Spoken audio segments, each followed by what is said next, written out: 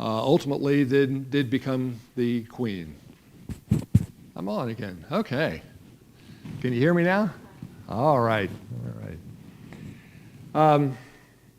In the meantime, however, there's a fellow by the name of Haman who has been elevated to the position of Grand Vizier, Prime Minister, whatever you want to call him. And he is a fellow who's rather prideful, you might recall. Mordecai, who stood at the gate all the time, and who, by the way, revealed to the king a plot against his life, for which the king was very grateful. In any case, he hung around the gate of the palace all the time, and everybody, whenever the Grand Vizier came to work every day, everybody bowed and scraped, because he was the Grand Vizier. He was somebody. Only thing is, everybody did except Mordecai. And the reason that Mordecai gave to the guards, because the guards were kind of going, how come he's not bowing? So they asked Mordecai, and apparently the answer that Mordecai gave to them was, well, I'm a Jew, and I don't bow to men.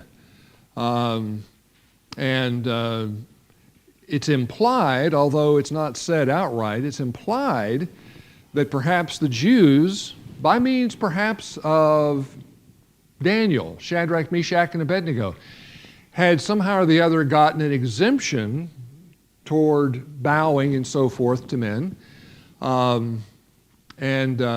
that as a consequence, Mordecai also was not bowing. But it is important to keep in mind that what was legal in Babylon was not always necessarily going to be legal in Persia, so we were in kind of a gray area. And so the guards come to Haman and say, so is this for real? The Jews don't have to bow because, Mordecai is not bowing. And Haman goes, He doesn't take any action right away. Instead, he plots to not only punish Mordecai, but actually all of the Jews. And the way he's going to punish them basically is, well, make it open season on them. You could kill them, men, women, and children, and take the plunder, by the way. You could go ahead and take their goods. So you can quite easily imagine there'd be some people that'd be kind of going, all right, here's a quick way to get rich. And this, of course, causes a great deal of panic across the empire, including, of course, Mordecai, who now has torn his clothes, has put ashes on himself, is wearing sackcloth, is going around wailing loudly in the streets. Esther hears this, and so she says, so Mordecai, what are you dressed like this for? Here's some new clothes. Put on some better clothes. And Mordecai says, no, have you not heard what's going on? So he ends up telling Esther what has happened, including the king's edict, and says, you've got to do something. And Esther's initial response was what? What was that? It was, no, I can't do that. You can't just walk in willy-nilly into the king's throne room. If you do that, you're taking your life in your hands, because the rule is that if someone just goes walking into the king's throne room, he's already dead unless the king extends his scepter toward them, in which case, okay, his life is now spared. So I can't do that. And Mordecai ends up answering her, well, don't imagine that somehow or the other, because you're the queen, you're going to dodge this bullet. You will be also targeted, and you need to know and understand that. And your entire father's household is probably going to get wiped out, which probably includes him, Mordecai. But he says, it's worthwhile noting, and this is also a rather important point. This is the reason I'm kind of slowing down in this particular telling of the story. He says it's important to know that if you don't do something, that God will raise up help from some other place. Which is saying, in other words, that God has a B plan, and a C plan, and a D plan, and right on down through triple Z, right? Because God is not going to allow things to not work out the way He intends them to. Well, all that said, Esther decides to go ahead and ask Mordecai and all the Jews that were in Susa, please fast and pray with me for 3 days, and then I will go into the presence of the king, and if I die, I die. And so she fasts, and Mordecai and the Jews fast, and she goes into the throne room of the king, and the king graciously extends his scepter toward her and says, come on in, Queen Esther. I haven't seen you in a little bit. I'm paraphrasing, of course. What can I do for you? Why, up to half my kingdom. Now, if it were us Americans, what would we say? Here's the deal. We'd cut straight to the chase. And sometimes we wonder, why didn't Esther just cut straight to the chase? Well, that just wasn't the way things were done in the Middle East. Even today, there's a whole, if you know what I mean, there's a whole dance that goes along with asking favors and or giving gifts or any number of other things along that line. Even, what was that? Well, there's that, and there's also, if you're going to give someone something, you will tell them, I'm going to give this to you. And now, the givee, no, not the givee, but the gifted, is now supposed to say, oh, no, that is much too generous. I can't accept anything like that. And the other guy will say, oh, yes, you must. And there's this whole protocol that you have to go through in order to be polite, in order to do things in the appropriate manner. And so that's kind of the reason why it is that Esther is taking so long to get to the point. She ends up asking, so can you come have lunch? You and Haman, come have lunch with me. And the king says, well, that's great. I'd be happy to do that. And so he sends word to Haman. And Haman, because he happens to be a rather prideful guy, and oh, by the way, Esther's nationality and race had not been revealed yet to the king. He didn't know, nor did Haman. Nobody knew. So Haman, being the prideful guy he is, kind of sticks his thumbs in his lapels and says, well, yeah, this is pretty great. Not only have I been promoted to Grand Vizier, but even the queen likes me. She's asking me to lunch with the king. This is awesome. And so he goes and has lunch. And then the king, of course, asks the second time, so what would you like to ask of me, Queen Esther? Up to half of my kingdom. Again, we would be cut right to the chase.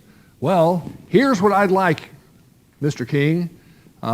Here's what I would like. But that's not what she does. What does she do? Invites to a banquet for the next day. So the king says, okay. And invite Haman, you can come along too. So, okay, now Haman goes home, and now he is like pretty much riding on cloud nine. He goes home to his wife and his friends, the people that he kind of ends up supporting and so forth. And he tells them, he regales them of all of his wealth and all of his sons and all of his prestige and the fact that he's been promoted to Grand Vizier and all these wonderful honors that he's been given. But he says, what spoiled it? I got this guy, Mordecai. Every time I see him, it just ruins everything. I can't enjoy any of this stuff because of Mordecai. So his wife and his friends say, well, then on the day in which you are going to have all of the Jews killed, how about you do this? How about if you erect an incredibly high gallows upon which to hang Mordecai? And by the way, we're not necessarily talking about being hung by a noose until you're dead kind of a thing. We're probably talking about impalement. or at least nailing the body up on a real high spot. It's one of those. So he was, this sounded pretty good to Haman. So Haman actually put in the work order. Build me a gallows 50 cubits high, which is, by the way, about 75 feet tall. That's like a 7 or 8 story building. That's pretty high. So anyway, he gets up the next morning and he goes into work. In the meantime, the king has had a kind of a sleepless night. And what more boring or sleep-inducing thing can you do than to read the Chronicles of the Kings of Persia? That's what he's doing. He's going through it and reading the records and reading the minutes of blah, blah, blah, blah, blah. And as he's going through there, still having a hard time going to sleep, he runs across the story, once again, of Mordecai kind of saving the king's neck by reporting a coup, a plot against his life. And he notes here that nothing was ever done to reward Mordecai. I need to fix that, says the king. So the next morning, as Haman is coming into work, the king sees him crossing the courtyard and says, "Hey, Haman, come on in here." So Haman comes in. And the king says, what would I do? What would you suggest that I do in order to honor someone greatly who has done such wonderful things for me? And doesn't name who it's for. Well, says Haman, again, he is so self-involved, he's thinking to himself, surely this is about me. The king wants to honor me, and he's asking me what I would like. So, okay, I know. I would suggest, Mr. King, that you end up taking the person that you desire to honor, that you would take one of the great steeds upon which you yourself have ridden, and place the person you want to honor on that steed, and then place on the back of the person you want to honor royal robes that you yourself have worn, and then put a crown on the head of the horse that he's going to be sitting on, and then get one of your highest nobles to take the horse by the reins and lead him all around the city and say, "Thus it shall be done for the man whom the king desires to honor." That would honor the person truly that you want to honor. He's thinking to himself, this is all going to happen to me. And the king says, that is such a good idea. And since you're one of my top officials, Haman, would you please take Mordecai and put him on one of my royal steeds, and put on him the royal robes, and put a crown on the horse's head, and please, because you are such a noble man, lead him around all of the city and say, "Thus it should be done for the man whom the king desires to honor." And Haman goes, "Oh." Oh, man. So this is the order of the king. How can he say no? So he goes ahead and he does it. And once he's finished leading the horse around and proclaiming to all the world that Mordecai is to be honored, he goes home. And the scripture says he is so upset, he actually covers his head all the way home. And goes home and he says to his wife,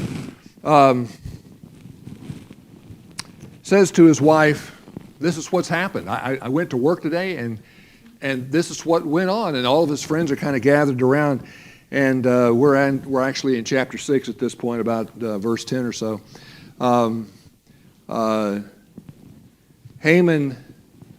Haman's friends end up telling him, well,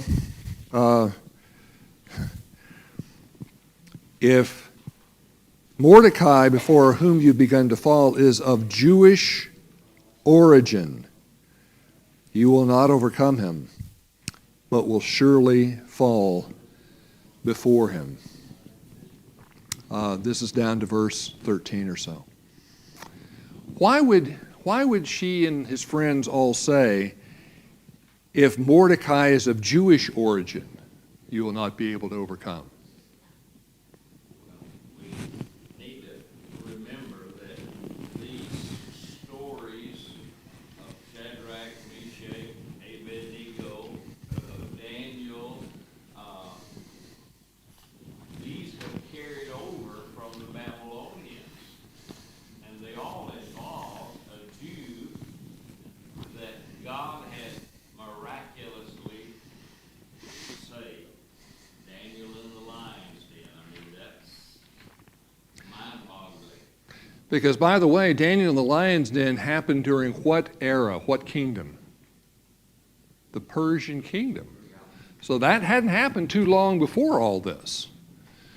And apparently, this is the kind of information that had gotten around to at least all the nobility, and probably a great many of the people in Persia overall. That this Daniel had disobeyed the king's order and had been thrown into the lion's den, and nothing had happened to him. And it wasn't that the lions weren't particularly hungry, because when Daniel was fetched out of the lion's den, they threw in the bad guys that had tried to destroy Daniel, and the lions, the scripture says, leapt on him immediately to kill them. That kind of a rumor is not something that, that kind of story is not something that would not be observed and noticed. That wouldn't be particularly published by the kingdom per se, because in a sense it left the kingdom looking a little bit off base, but nevertheless you couldn't squelch that kind of information. That's true. So the bottom line is that the Jews had a reputation for their God being there to rescue them. And this turn of events, this radical turn of events, was enough for them to kind of go, oh. But by the way, while all this is happening, verse 14, while they were still talking to him, the king's eunuchs arrived and hastily brought Haman to the banquet which Esther had prepared. So in comes Haman, and I would rather suspect that he might not have been quite as spruced up as he might have otherwise been, because he'd been out walking all day long trying to honor Mordecai, who had covered his head on the way home because he was so upset. Now had gotten some really bad news, or portends, whatever you want to call it, from his friends and his wife, and now he's being hastily taken to the banquet. Well, chapter 7, the king and Haman came to drink wine with Esther the queen. And the king said to Esther on the second day, also as they drank their wine at the banquet, "What is your petition, Queen Esther? It shall be granted you. And what is your request? Even to half of the kingdom, it shall be done." So the king has opened up the door. You've come in, you've been respectful to me, you have offered me a lunch, and now this wonderful banquet. You've buttered me up for something, so what is it? And the queen has a really interesting sort of response, don't you think? Verse 3, Queen Esther replied, "If I found favor in your sight, O king, and if it pleases the king, let my life be given me as my petition, and my people as my request. For we have been sold, I and my people, to be destroyed, to be killed, and to be annihilated. Now, if we had only been sold as slaves, men and women, I would have remained silent, for the trouble would not be commensurate with the annoyance to the king." Then King Ahasuerus asked Queen Esther, "Who is he, and where is he who would presume to do this?" What did Queen Esther say?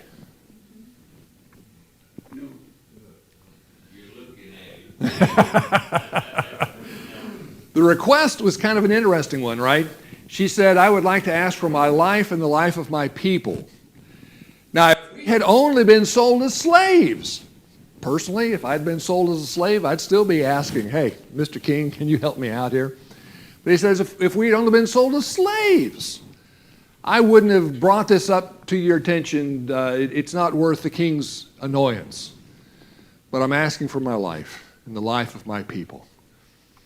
Now, to a king's ears, the notion of the queen being killed sounds like what? High treason. If they're after the queen, they might also be after the king too. I've already had to deal with one plot against my life. Now perhaps there's a second one. So he's asking with some urgency, who is this? Who is he and where is he who would presume to do this? And Esther answers in verse 6, a foe and an enemy is this wicked Haman. I rather imagine that if they had told Haman that he was pregnant, he couldn't have been any more surprised. He was totally and utterly caught off guard. It says he was terrified before the king and the queen. When the king hears all of this, hearing that his trusted grand vizier, his trusted prime minister, is the one who apparently wants to kill the queen and all of her kinfolk, he gets up enraged. And to his credit, he doesn't simply lash out. What does he do? What does the scripture say he does? He goes and takes a walk. We don't know exactly. This apparently is some sort of an entertainment room or something in the palace. But apparently it has quick access to the gardens of the king. He decides to go take a walk out in the garden for a bit, just to kind of cool off and think things through about who should I believe in one thing or the other. But Haman, the scripture says in verse 7, stayed to do what? Beg for his life. That's what it says from Queen Esther. For he saw that harm had been determined against him by the king. He could see it in the king's eyes. Haman's going to go down. But now, and you can sort of, you can imagine,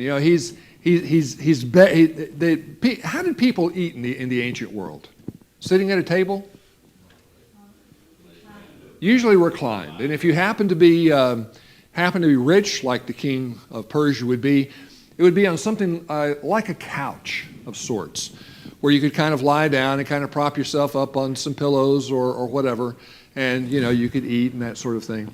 So it's a semi-horizontal kind of an affair. And Haman is probably over beside the couch that Queen Esther is lying on. And he's perhaps taking a hold of her hand or maybe clinging to her clothes or who knows what. But the king comes in about this point in time and thinks what?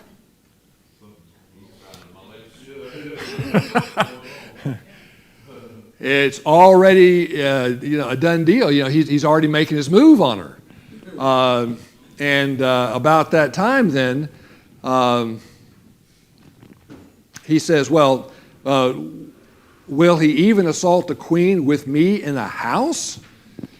As the word went out of the king's mouth, they covered Haman's face, which is to say what? He was arrested, and they probably put a hood over his face, most likely. Then Harbonah, one of the king's eunuchs who were before the king, said, behold, indeed, the gallows standing at Haman's house, 50 cubits high, which Haman made for Mordecai, the guy who was just honored today, who spoke good on behalf of the king. And the king said, hang him on it. Which is to say, again, he's not being necessarily hung by the neck until dead. He is being impaled on it.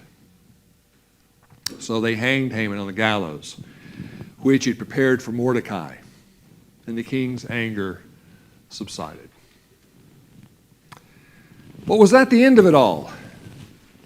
No, because it's got a law that can't be repealed. This is the problem.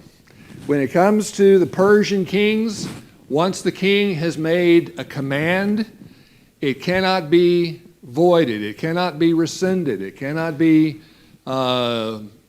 nullified. And so the queen now comes to King Ahasuerus and asks for another favor. Actually, before all that happens, Mordecai came before the king, for Esther had disclosed what he was to her. So the king, verse 2 says, took off his signet ring, which he had taken away from Haman, and gave it to Mordecai. And Esther set Mordecai over the house of Haman. So Mordecai now becomes the Grand Vizier, the Prime Minister. Why do you suppose that happened so quickly?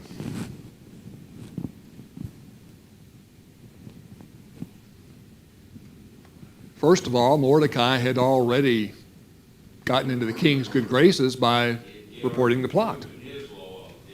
He'd proven his loyalty. Moreover, now that the king knew who Mordecai was, that she was a relative and had actually raised Esther, that made him even more trustworthy. And so that's probably the reason all this happened so quickly.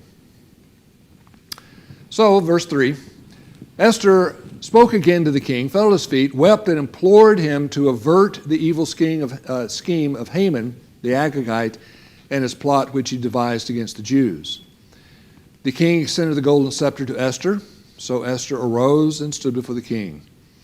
Then she said, "If it please the king, and I have found favor before him, and the matter seems proper to the king, and I am pleasing in his sight, let it be written to revoke the letters devised by Haman, the son of Hammedatha, the Agagite, which he wrote to destroy the Jews who are in all the king's provinces.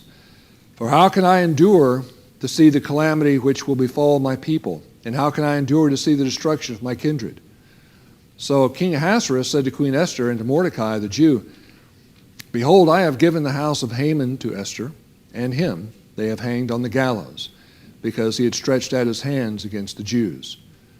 Verse 8, "Now you write to the Jews as you see fit in the king's name, and seal it with the king's signet ring, for a decree which is written in the name of the king and sealed with the king's signet ring may not be revoked."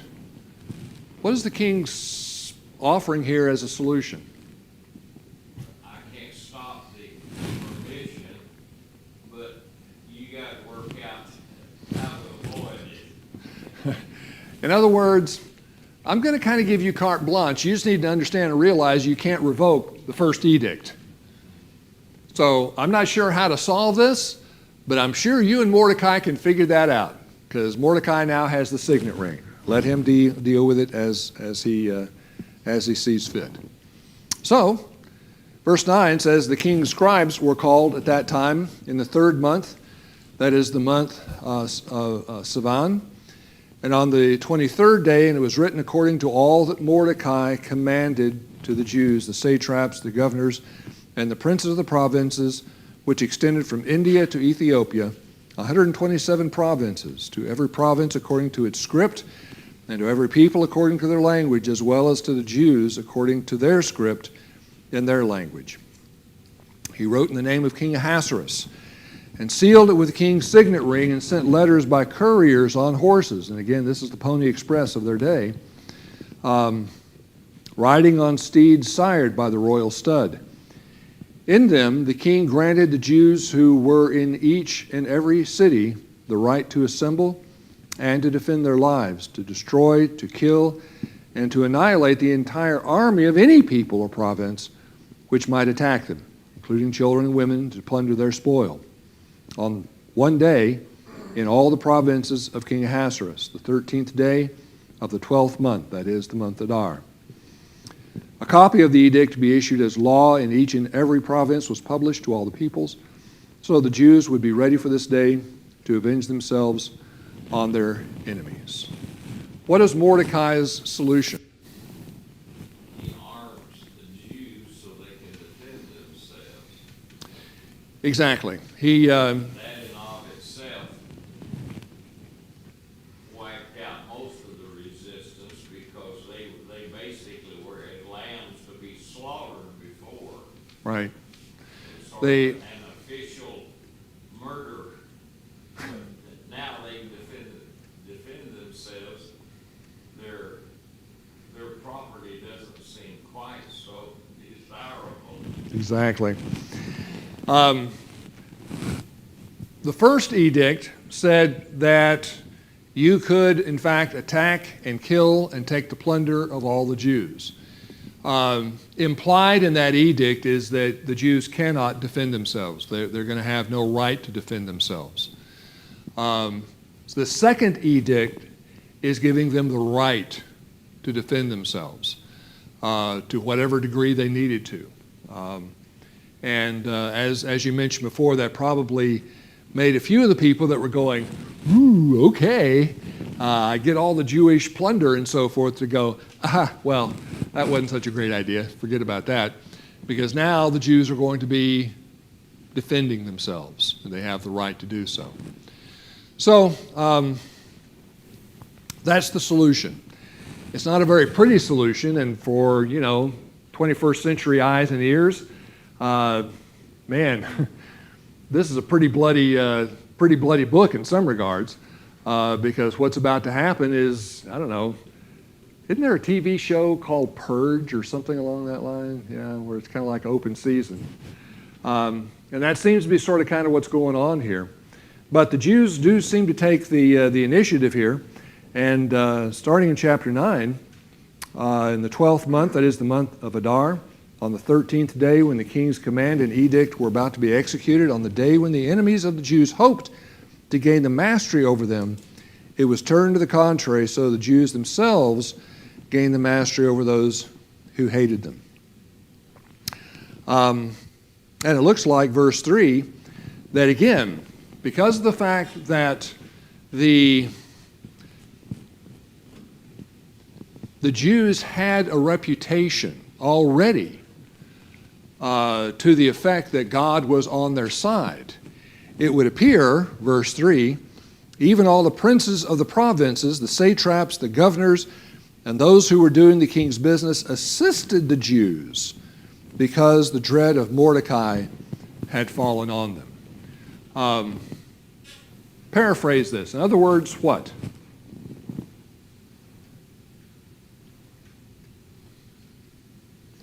Even a lot of the nobles were helping the Jews out.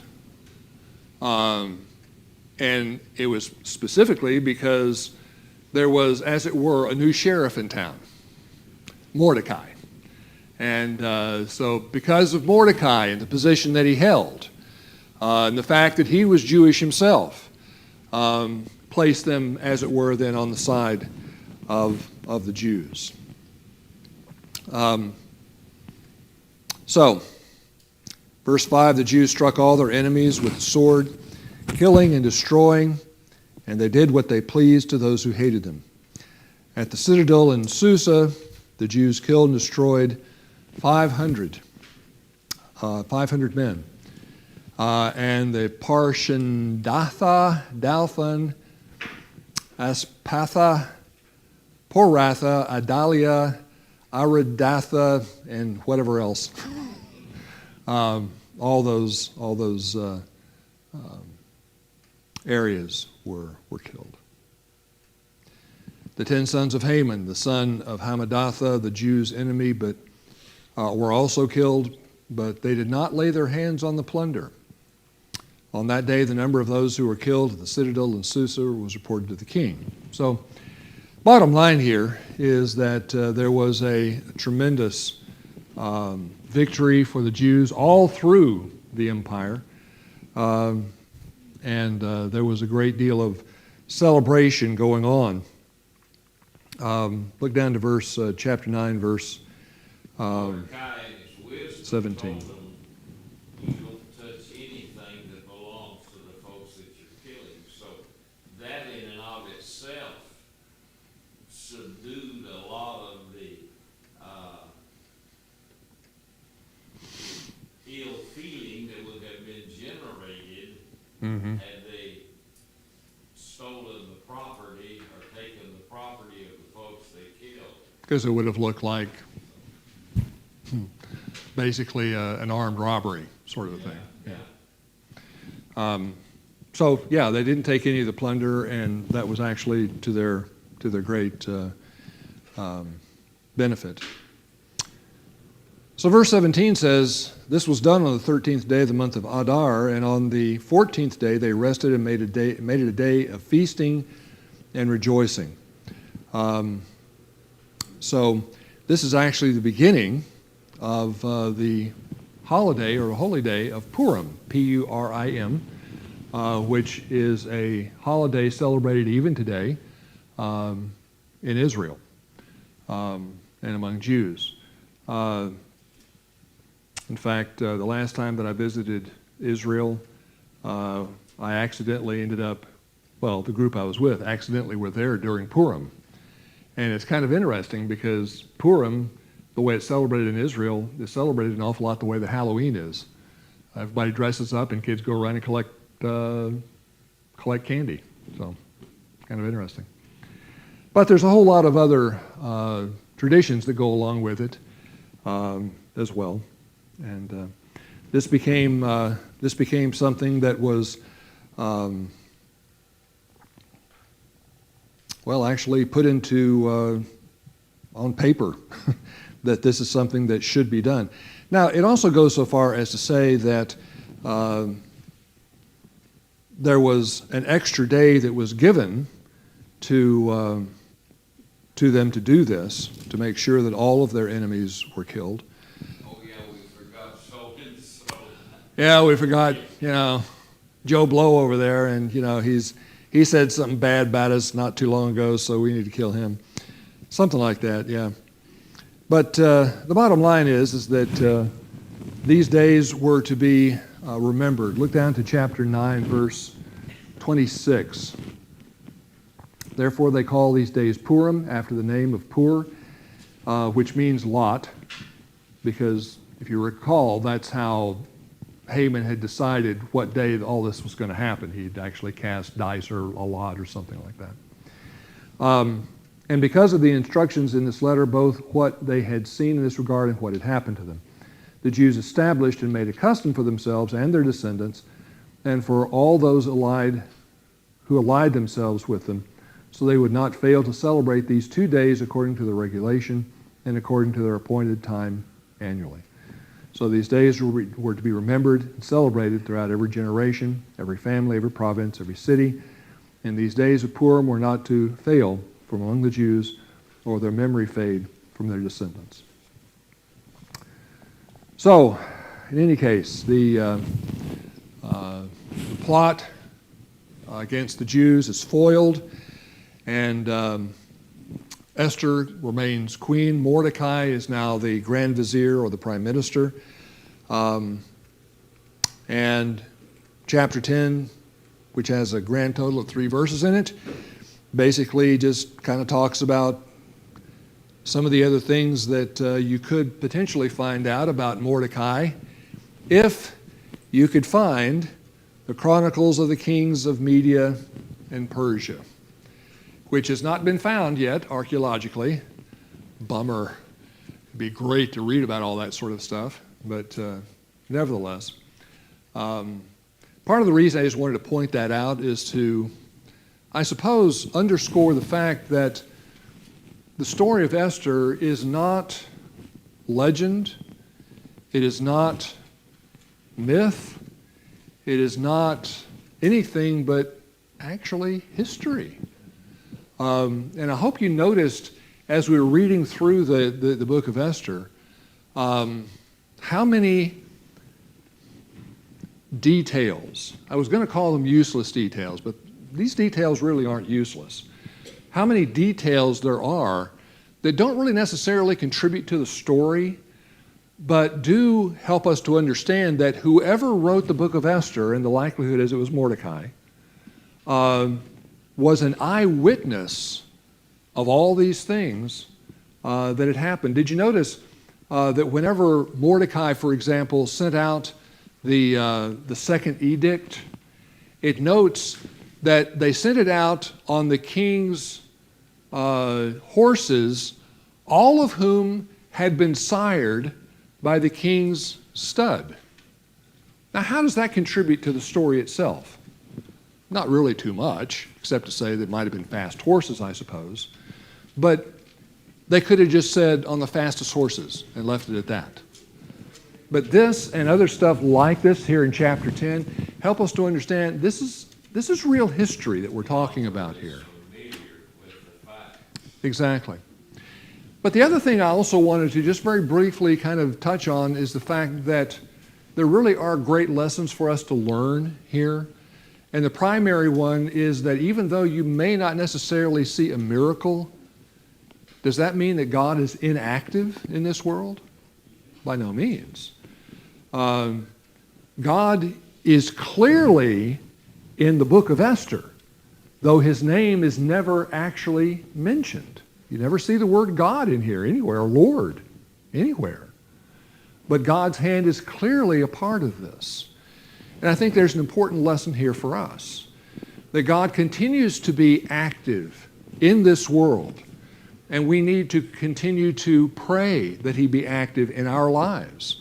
When we pray, we need to expect that God is going to answer, that he is going to hear, and he's going to answer. Now, the answer might be no, but in many cases it turns out a lot of times, and I've observed in my own life, it's kind of wait,